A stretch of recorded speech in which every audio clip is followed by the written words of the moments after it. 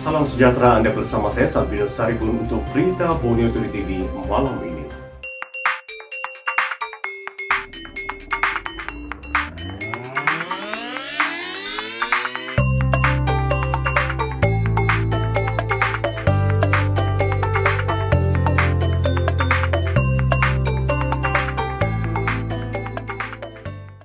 KDM Malaysia menolak retorik pembangkang mengenai kepimpinan kerajaan negeri.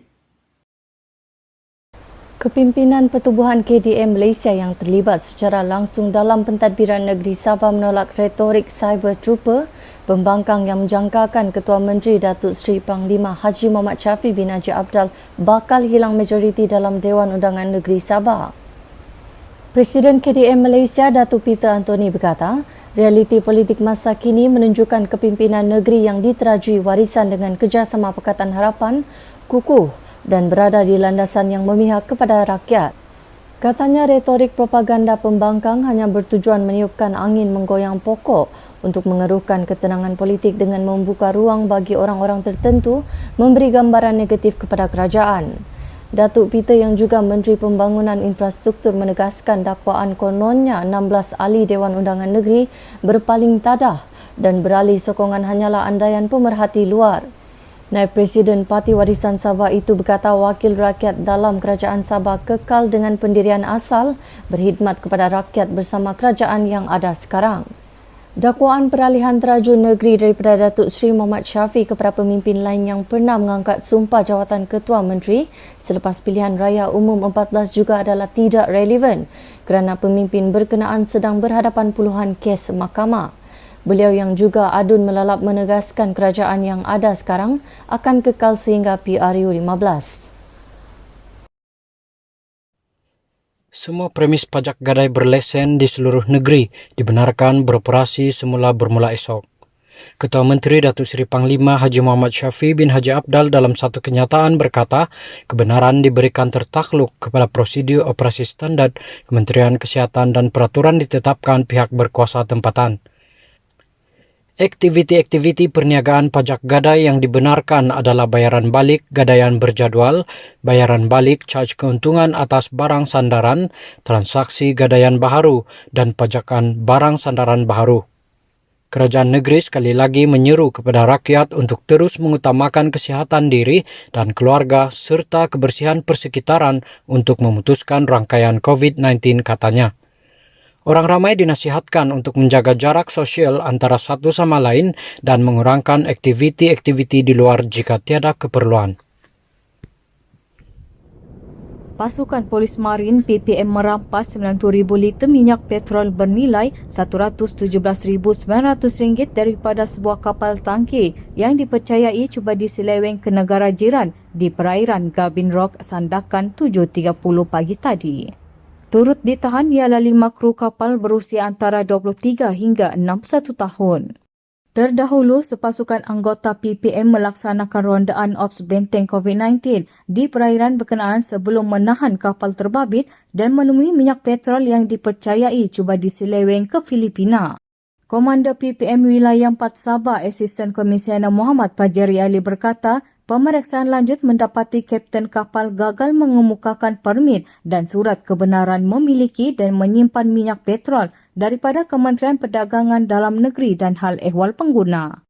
Semua kru kapal ditahan dan dibawa ke markas operasi PPM Sandakan kerana telah melakukan kesalahan mengikut Seksyen 20 Akta Kawalan Bekalan 1961.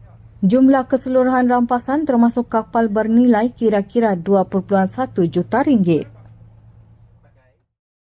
Kementerian Perdagangan Dalam Negeri dan Hal Ehwal Pengguna KPD NHEP merampas 765 liter minyak petrol dan diesel yang dipercayai cuba diseleweng susulan serbuan ke atas sebuah stesen minyak dan penahanan seorang lelaki tempatan berusia 25 tahun di Telupit awal pagi semalam. Ketua Cawangan KPD NHEP Sandakan Muhammad Hashim berkata pihaknya membuat risikan selama seminggu yang membawa kepada penahanan lelaki itu. Siasatan menjurus kepada aduan penyelewengan bahan api bersubsidi oleh pembeli yang tidak mempunyai kebenaran bertulis daripada pengawalan bekalan serta salah laku pengusaha stesen minyak. Anggaran keseluruhan rampasan termasuk kereta adalah RM51,039. Suspek disiasat mengikut Seksyen 21 Akta Kawalan Bekalan 1961. Sementara itu, pengusaha stesen minyak pula akan diambil tindakan mengikut Peraturan-Peraturan Kawalan Bekalan 1974, Akta Kawalan Bekalan 1961 kerana melanggar syarat lesen tidak boleh menjual bahan api kepada orang yang tidak mempunyai kebenaran bertulis. Sepasang suami isteri ditangkap setelah satu bungkusan berisi ganja mampat seberat 1,262 gram dengan anggaran nilai RM7,000 yang dihantar melalui perkhidmatan pos laju dari Kuala Lumpur ditemui di bilik tidur pangsampuri mereka di Taman Perumahan Mutiara Sungai Bedaun, Labuan, Jumaat lalu. Ketua Polis Labuan Superintendent Muhammad Farid Ahmad serbuan oleh anggota Jabatan Siasatan Jenayah Narkotik Labuan di pangsapuri berkenaan dilakukan hasil risikan dan maklumat orang ramai. Polis menahan pasangan suami isteri itu dan juga adik ipar mereka, kesemuanya berusia 20-an. Ujian nari kencing juga mendapati seorang suspek iaitu suami berkenaan positif ganja. Menurut Farid, ganja itu dibungkus dalam plastik lut sinar di dalam sebuah kotak dan sama ada ganja itu untuk kegunaan sendiri atau pasaran tempatan masih disiasat. Semua suspek telah dihadapkan ke mahkamah semalam untuk perintah tahanan reman 14 hari dan kes disiasat mengikut Seksyen 39B Akta Dadah Berbahaya 1952. Jika disabit kesalahan, mereka boleh dijatuhkan hukuman mati mandatori. Usaha menghalau kira-kira 100 ekor gajah yang menceroboh kawasan penempatan peneroka di Anjung Tedu, Felda, Sabak, Tunku, Lahadatu ke hutan simpan Tabin kini dilakukan Jabatan Hidupan Liar. Pegawai Jabatan Hidupan Liar Lahadatu Sylvester Simon berkata, tugas menghalau itu digalas 8 kaki tangan jabatan itu dengan dibantu komuniti peneroka di Felda, Sahabat. Gerakan menghalau hidupan liar itu ke hutan simpan Tabin sejauh 10 km dilakukan secara besar-besaran menggunakan mesin traktor serta alat-alat bunyian. Menurutnya, gajah berkenaan dipercayai mahu mencari makanan sehingga mencerobot tanah peneroka dan menimbulkan kebimbangan penduduk. Difahamkan gerombolan gajah itu suka menggeselkan badan pada tiang rumah penduduk.